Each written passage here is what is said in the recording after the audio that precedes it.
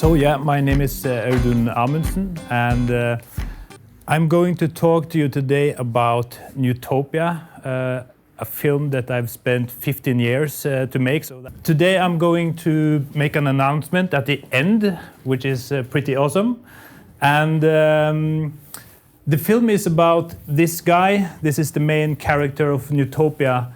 And he is a shaman living deep in the jungle of Indonesia on the west coast of Sumatra. And today I'm going to talk a little bit about how the film came to be, because that's something that is not in the film, and it's a pretty interesting story as well, I think. And I will show you some exclusive scenes from the documentary. People often ask me, how did all this start, and why did I follow him for such a long time? And actually it was an incident or an accident that happened that made it so that I met Aman Paksa. I was going to India for 3 months, so I had a tour return ticket. That was back in 2004, and when I came to India, I was there for a month, and then the monsoon was coming, and I figured, oh, it's going to get so wet, so I take a plane up to Nepal, to Kathmandu, and there I was, I was a naive and young backpacker, and I was like, oh wow, I can go up to Everest Base Camp from here. Okay, do that, and then I ended up roaming around in Himalayas for a couple of months. And I lost track of time, and I lost my plane for going from Mumbai. And then I just figured out it's been too cold, and it's been too much altitude. So I figured I have to go to Indonesia and Southeast Asia just to warm up a little bit. And I wanted to go off the beaten track and go as far away from my own culture as possible, and that's what I did, and I ended up in this place, and I will show you some footage from a really cheap digital camera back in 2004.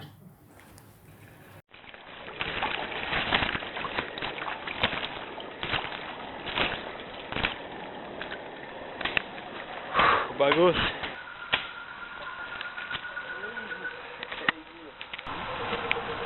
Paigo. Paigo di sini. Banyak paigo di sini. Ada.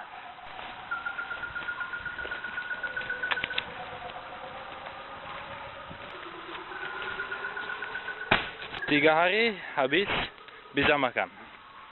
Atau 3 atau 2. Right, so for me, coming there, meeting Aman Paksa, living deep in the jungle without any electricity, money or electricity, I think it was like a fairy tale just came to life, from dreams from my childhood or something like that. So it was really fascinating, and I ended up staying with Aman Paksa for 1.5 months at that time, and seeing how he lived with nature and the comfort he seemed to have with his own body and in the environment he was living in was really astonishing. So for me it felt like time was kind of lost, and it was like a long meditation. And of course this was also another time for me, because I didn't go with the Google Maps and have this Facebook and tweeting to my friends and all that, and on this island it was no possibility to communicate with the rest of the world. There were no telephone towers or anything like that, so it was really far away. This is a picture taken with a Hasselblad camera, so it's a totally mechanical camera, and you can take photos and you don't need electricity, so it's a really good camera to use in there. So I met this guy first time in 2004, and at that time when I came to Indonesia, I got to hear that the traditional people was living in the jungle, and I was like, wow, that's really interesting. I want to see that. And I went to this island trying to convince someone to take me upriver until the river was dry, and then this guy comes walking towards me, and it was a pretty exciting moment. But luckily he was smiling, and we couldn't really communicate that much, but we became friends. And I ended up traveling in Asia for 2 years instead of 3 months. And when I came back to Norway, I was broke. And I settled in an abandoned factory in Bergen, made a cardboard box and lived there, and decided I want to make a documentary about Aman Paksa and his family. So I don't have a formal education as a filmmaker or anything like that. I just decided to do that, and I was sitting in this cardboard box doing the research for this film. And I knew that I had to learn Indonesian properly in order to learn the unwritten language of this Aman Paksa. So I was basically studying and trying to suck up all the knowledge I could in videography and directing and about the people and so on. And in the end, I also got funding from the cultural department to go down there. Everything was ready, and I was supposed to go, but then 2 days before my plane was leaving, I ended up in this place.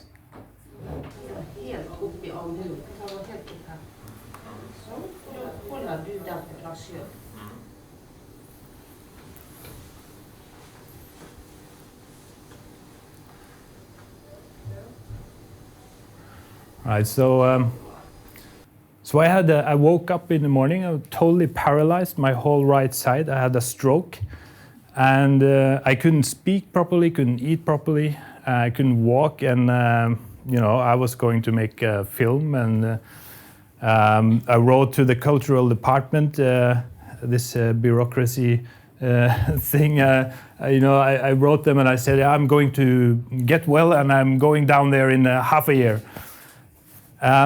And I got this letter back. Okay, that's based on what you are writing. We approve of your letter. So that was the answer.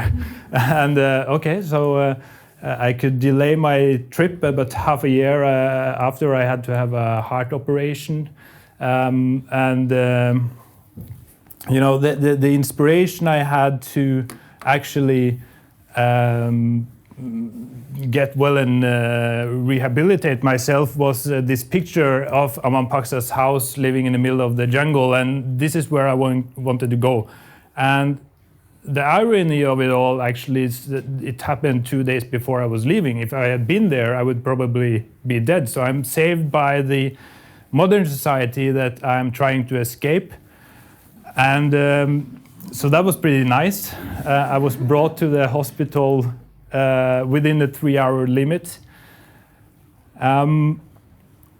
So I'm just trying to get well, and obviously I'm well. So after a while, it's not the health that is the problem; it's the money, because I had to spend a lot of money on getting well, as So. And my doctors, they advised me not to go down there and so and so. But then one day, something really crazy happens again. Det står her. Skrap 3 like. Og der står det 100 000. 100 000. Så altså blir det 100 000.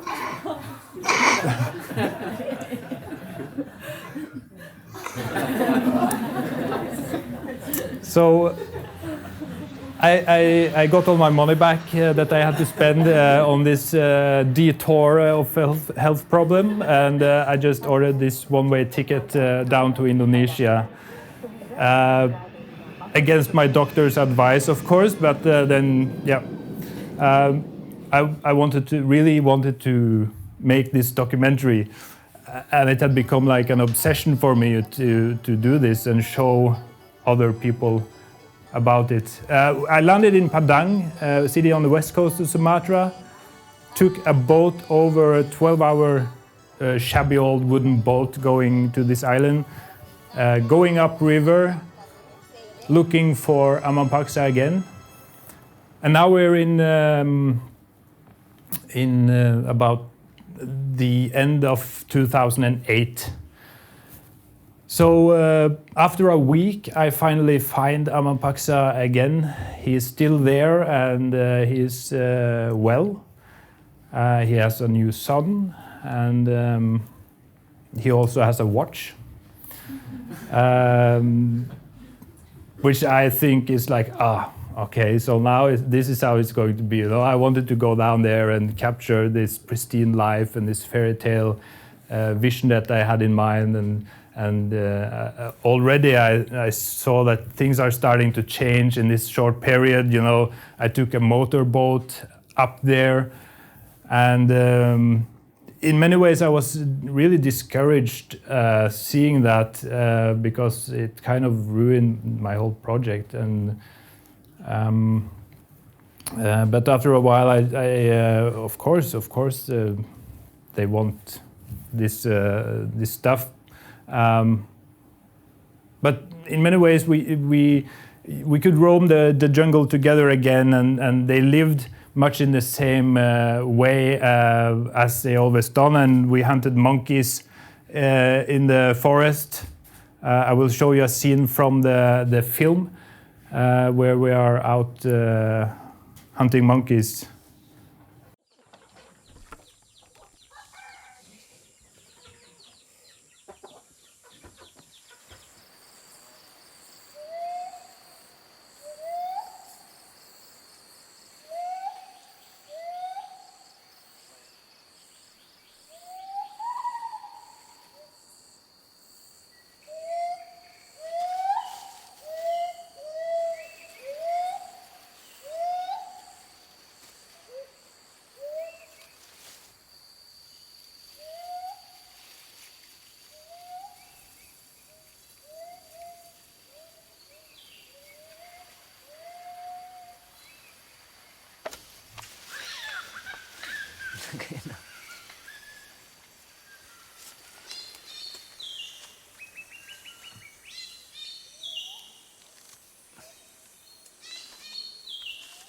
Follow me.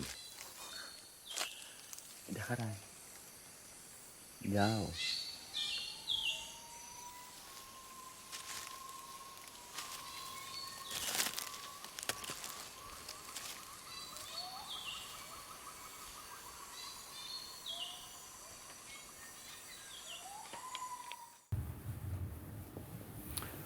All right.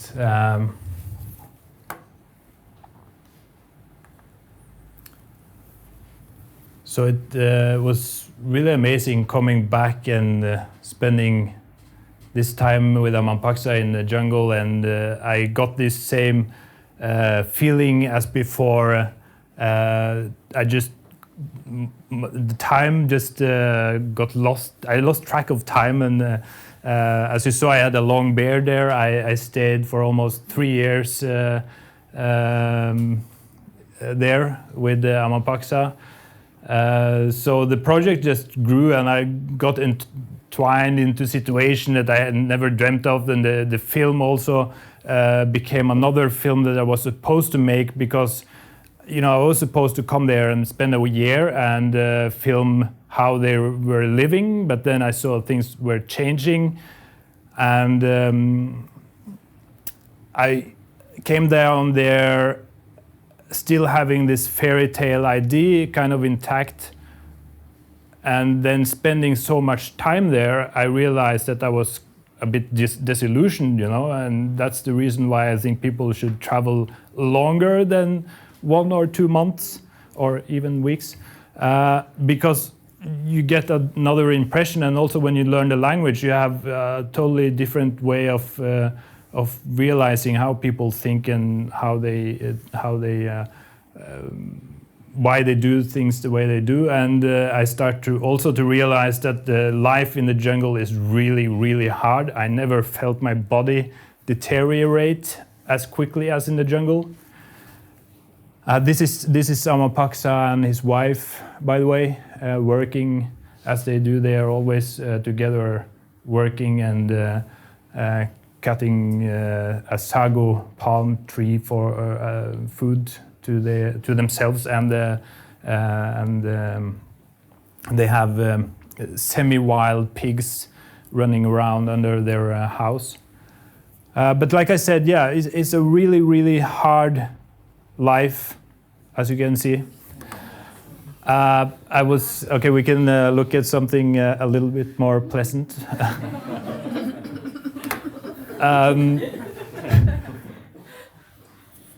Yeah, I was afraid of getting blind at that point. It was really hard. The intestinal worms and parasites and all this kind of stuff, it's really hard. And Aman Paksa told me that he had 10 children and only 3 of them are alive. So it's very tempting to romanticize about traditional societies, I think, but then the reality is something which I found very different, and they have some qualities that we kind of have lost, which are really, really nice. They're not suffering from, loneliness, and like when I told him that we have suicidal people, it was like, what? Yeah, it's a duality there. And it's life very different, or not easy to combine with the kind of life we are living here. And Aman Paksa, he comes down to this village in Muara Siberut by the river's mouth. And this is a drone shot from 2015. When I came there in 2004, it was totally different. They didn't have, now they have electricity, television, motorbikes and cars and stuff like this. They have telephone towers, and I've been able to document this whole process. The bank moving in, muddy paths becoming highways, and the people in the forest changing their paddling oars to motors. So it was very different back in 2004. But now when Aman Paksa comes down here, he paddles about 3 days, and he sees all the stuff they have, and he's like, wow, cool, I want all that stuff, I want, and he sees television and the watch he's got, he wants to go down here to trade, coconuts, bananas, and stuff like this to get all the stuff, and T-shirts. So he eventually asked me to go to the city for the first time in his life to try to earn money. And I'm, of course, a bit ambiguous about this, but I think it's better that I will take him into the city and he can see for himself and have the experience that then he is selling trees to the immigrants, because people living here is basically immigrants from other parts of Indonesia, and they want to make trade with and buy land from the Mentawaians. So we go into Padang, and there we meet this guy. His name is Bangid, and he's a retired gangster from Jakarta.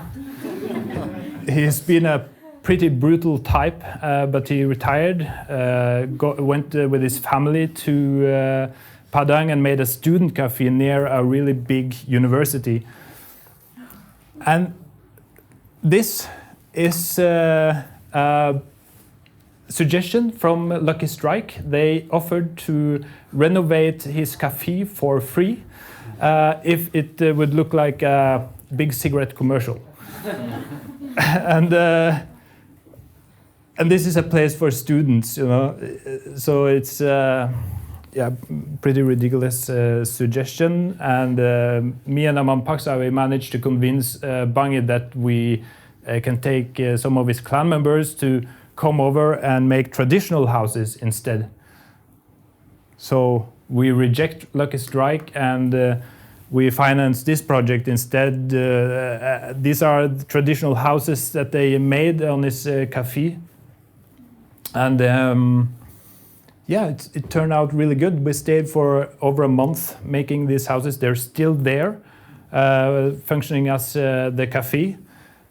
And it was a really nice project because the population in Padang, they're basically Muslim people. They look at Aman Paksa and they think he's a pig-eating barbarian.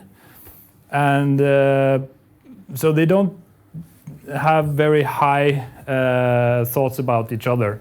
But then when they come there, they stay there for a month and they are working and doing this thing, and they get this whole new impression about each other. So it's like a cultural exchange thing. It's really, really nice, and also a sustainable example of an economy that could work for Aman Paksa, because we brought all these leaves and material from the island over there to do this, and we paid Aman Paksa a fair amount of money to do it.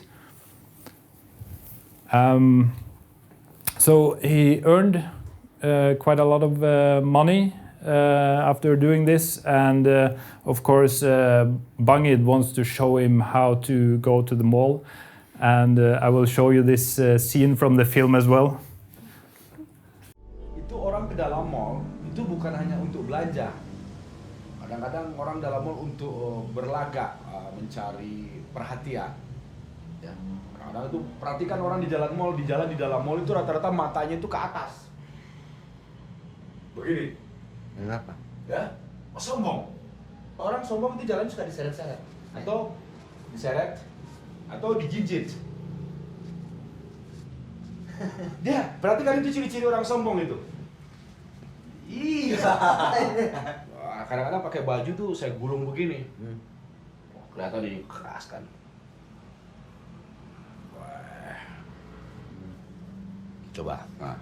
Coba berdiri sini. Berdiri. Coba kaca. Coba bertanya seperti Bang sedikit. Segini ya? Iya, segini boleh. Ya. Seperti Bang gini. Segini ya? Nah. Sekali-sekali cari tempat, buka itu rambut. Ya. Bisa ikat rambut sas. Jalan lagi sas. Kok ada ketawa sih? Bener kan Bang diajarkan itu kan? Percaya diri kan? I really love those guys. It's Aman Paksa, he goes to the mall and he gets his motor. And he's really happy about it. Now we can go down to this village in one day with his motor instead of paddling in the hot sun for 3 days. So it's really good, but he realizes, of course, that he needs fuel, and they are really addicted to tobacco, unfortunately. So there's also a lot of downsides, and there's upsides. I mean, Aman Paksa, he also purchases a chainsaw. And I feel really divided when it comes to this kind of development and what's happening with the culture. But the fact is that I don't think there is a person more fitted to use a chainsaw than Aman Paksa, actually. And what he uses it for is easier for him to make traditional houses far in the jungle when he has a chainsaw, because it takes much less time and much less effort. And what the government are trying to do is move them from the jungle and into social villages. So they are making houses there for them to kind of mix into a economy based on money. And they are, or at least have been, doing the same stuff that we did with our Sami people. So it's strange to see how this history is repeating. Wherever you are, it's like we are having the same reactions to things, just different time and space,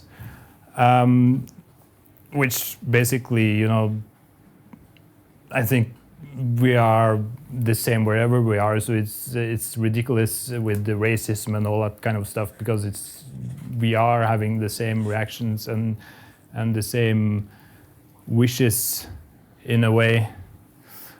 But Aman Paksa, of course, he comes into this predicament. I'm a bit short of time, I think. But he comes into this predicament because he have to choose. You know, are he going to continue his traditional life, or will he try to adapt to an economy based on money? And it's really difficult because it's impossible, or it seems impossible, to combine these two lifestyles. So to finish, I want to show a conversation from the film that we are having, where he talk a little bit about this. Seperti mimpi, karena belum bisa menyusun bagaimana ini. Enggak kaku ini. Iya. Masih ragu kan?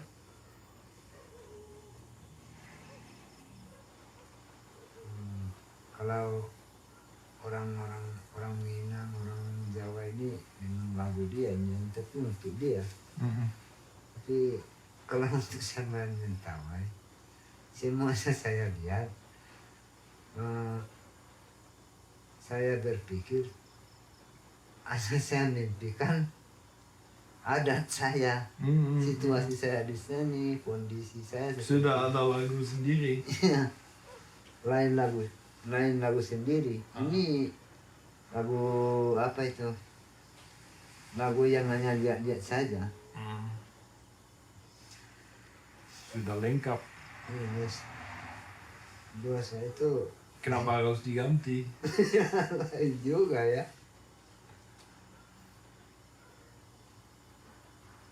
Tapi tidak apa-apa.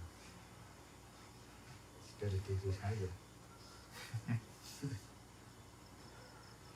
Bisa ikut, tapi di dalam hati tidak bisa.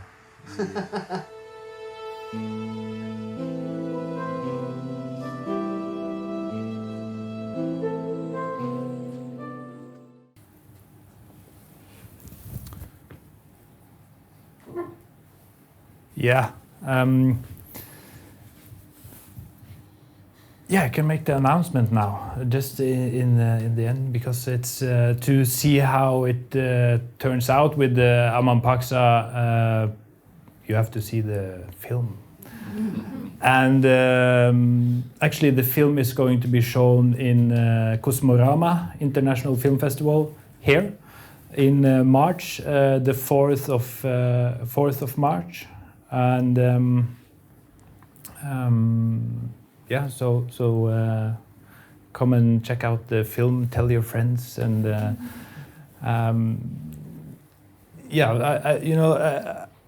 I become, in the editing process of the film, I become fond of the film again myself, because for me this is a friendship with Aman Paksa.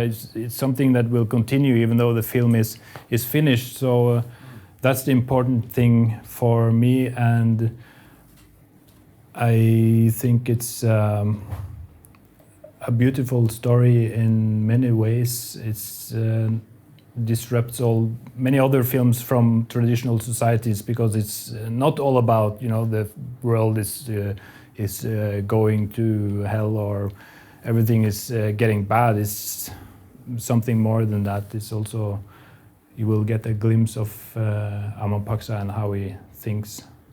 Yep.